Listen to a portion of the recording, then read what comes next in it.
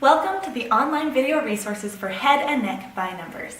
My name is Felicia Sigurd, and I am a dental hygienist and the author of Head and Neck by Numbers. I will also be your guide through the names, locations, and relationships outlined in the text.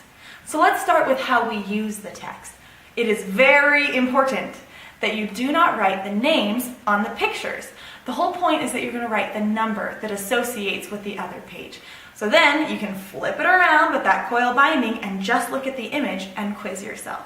So we'll go through, if you're looking at figure 1, the way it would work is I would say number 1 is superior, and on the screen will flash the image of what you need to color.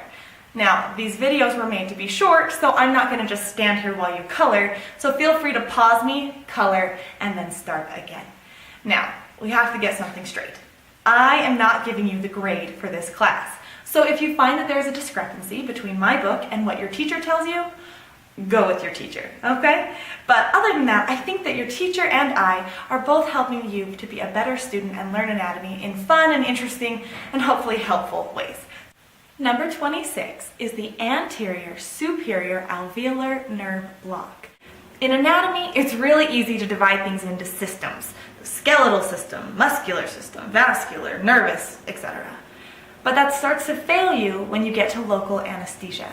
You have this moment where you're looking into your patient's mouth and you need a comprehensive idea of what you're seeing.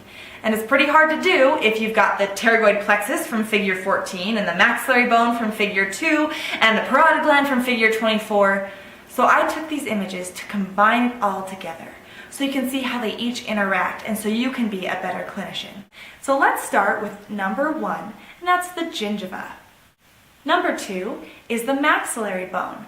The buccal aspect of the bone has been removed so that you can see the apices of the teeth and the nerves and arteries that enter the teeth. Number 3 is the anterior superior alveolar nerve, which we are trying to anesthetize in this block. Number 4 is the anterior superior alveolar artery.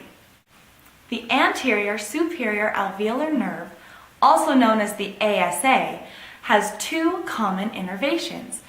But in some people, they don't have a middle superior alveolar nerve, the MSA, and so the ASA picks up those extra innervations. So we will outline the 6 possible innervations for the ASA nerve.